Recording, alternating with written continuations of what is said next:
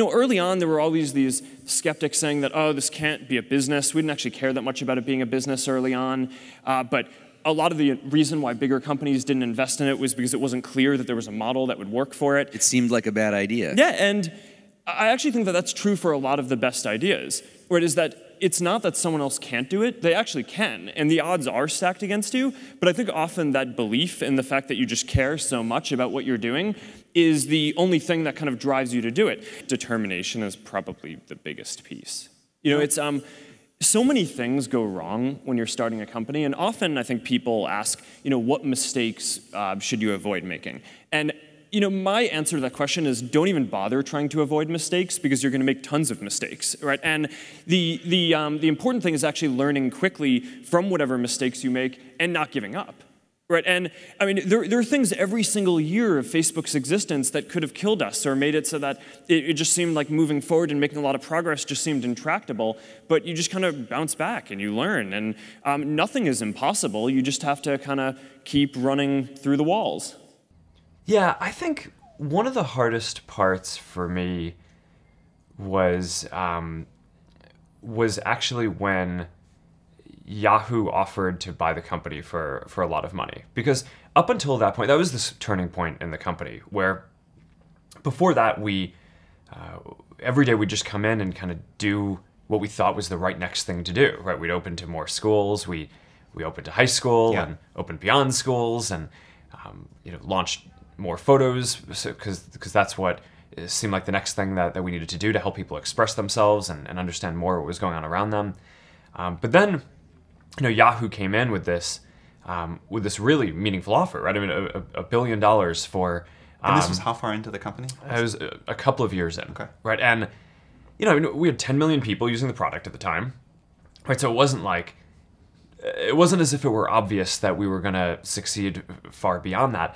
And that was the first point where we really had to look at the future and say, wow, is what we're going to build going to actually be so much more meaningful for this? And, that caused a lot of interesting conversations in the company and with our investors. And, at the end of that, Dustin and I just decided, no, we think that we can actually go connect more than just the 10 million people who are in schools. We can go beyond that and have this really be a successful thing. And we decided to go for it. But that was really stressful because a lot of people really thought that we should sell the company.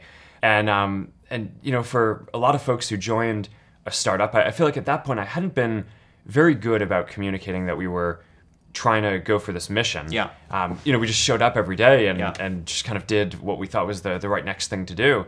So for a lot of the folks who joined early on, they weren't really aligned with me, right? For them, they joined and, being able to sell a company for $1 billion after a couple of years was like a home run, right? And it is a home run, right? Oh. And that's, I think that's, I get that.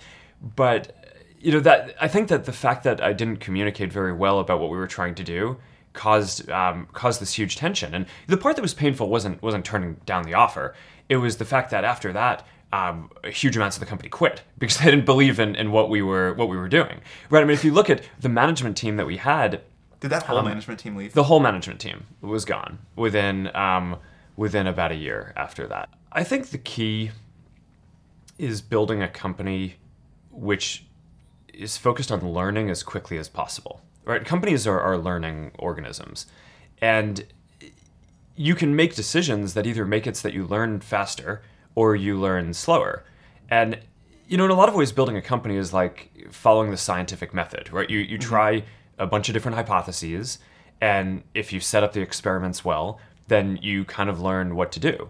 And I think that's an important philosophy. So there are all these different decisions that we make inside the company, everything down to really empowering individual engineers. We invest in this huge testing framework, right? At any given point in time, there's not just one version of Facebook running in the world, right? There's probably tens of thousands of versions running because engineers here have the power to try out an idea and ship it to maybe 10,000 people or 100,000 people, and then they get a readout on how that version of what they did, whether it was a change to show better content in newsfeed or UI change or some new feature, they get a readout on how that version performed compared to the baseline version of Facebook that we have on everything that we care about, how connected people are, how much people are sharing and how much they say that they're finding meaningful content, business metrics like how much revenue we make and engagement of the overall community. And by running tens of thousands of different experiments and putting the power in people's hands to try all these different things, you can imagine we just make so much more progress than we could if every change had to be approved by me, right? Or every idea had to come from management. So I do think that there's something very deep about building this, learning culture and moving quickly towards that just helps you get ahead over time. I think Peter was the person who told me this really pithy quote that in a world that's changing so quickly, the biggest risk you can take is not taking any risk. And I really think that that's true, right? I mean, a lot of people, I think that, whenever it comes to, whenever you get yourself into a position where you have to make some big shift in direction or do something, there are always, people are going to point to the downside risks of that decision. And locally, they're maybe right? I mean, for any given decision that you're going to make, there's upside and downside.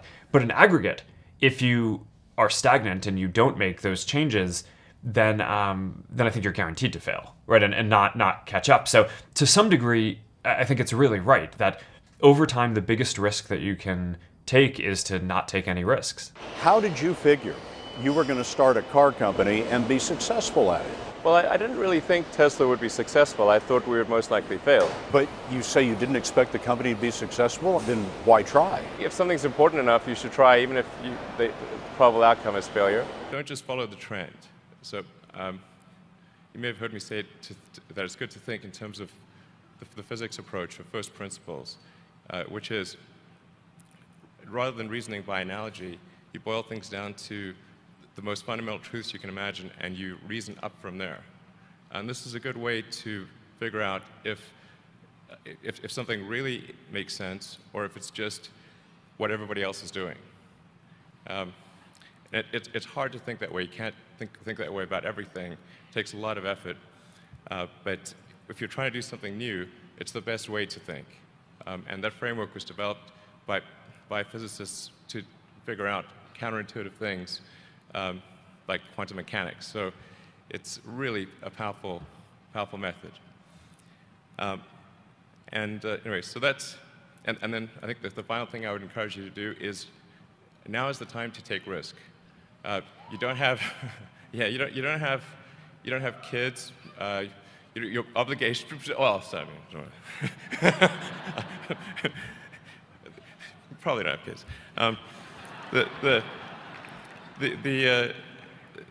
But as you get older, your obligations increase. So and once you have a family, you start taking risk not just for yourself, but for your family as well. It gets much harder to do things that might not work out. So now is the time to do that before you have those obligations. So I would encourage you to take risks now. Do something bold. You won't regret it. Well, first of all, I'd say I actually think I feel fear quite strongly. So it's not as though I just have the absence of fear. I feel it quite strongly. But there are just times when something is important enough, you believe in it enough, that you do it in spite of the fear. So speaking of important things, like people shouldn't think people shouldn't think, well, I feel fear about this and therefore I shouldn't do it. It's normal to feel fear. Like you'd have to be something mentally wrong if you didn't feel fear. So you just feel it and let the importance of it drive you to do it anyway. Yeah, actually something that can be helpful is fatalism, to some degree. If you just accept the probabilities, then that diminishes fear. When starting SpaceX, I thought the odds of success were less than 10%. And I just accepted that actually probably I would just lose everything. No banks want to do it. Banks say, oh, no, this thing never work. So I don't know what to do. Because if I start to launch a payment system, it's against the financial legal laws. Because you have to have a license. But if I don't do it, e-commerce will go nowhere. So then I went to Davos. I listened to a leadership discussion. Leadership is about responsibility. And after I listened to that panel, I give a call to my friends, my colleagues in my apartment, say, do it now, immediately. If something wrong, the government not happy about that, if one body has to go to the prison, Jack might go to the prison. Because it is so important for China, for the world, to build up the trust system. And if you did not do it, I said, and do not do it properly, stealing money, money wash, no trust record, I send you to the prison. So that was the thing. And people don't like it. So many people I talked to at that time for Alipay, they say, this is the stupidest idea you have ever got. But I say, I don't wear the stupid clever as long as people use it. Now we have 800 million people using this Alipay.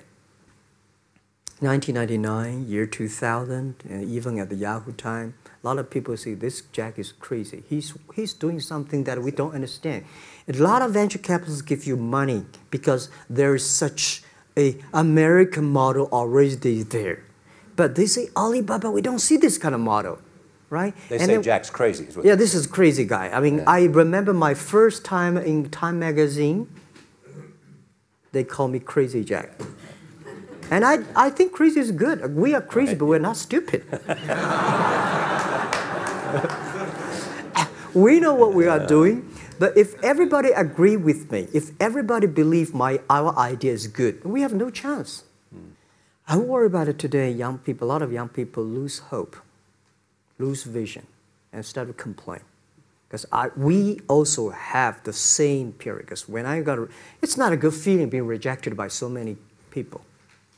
We also depressed, but at least later we find that the world has a lot of opportunity. How you see the world, how you catch the opportunity. If you don't do it, nothing is possible. If you try to do it, at least you have the hope.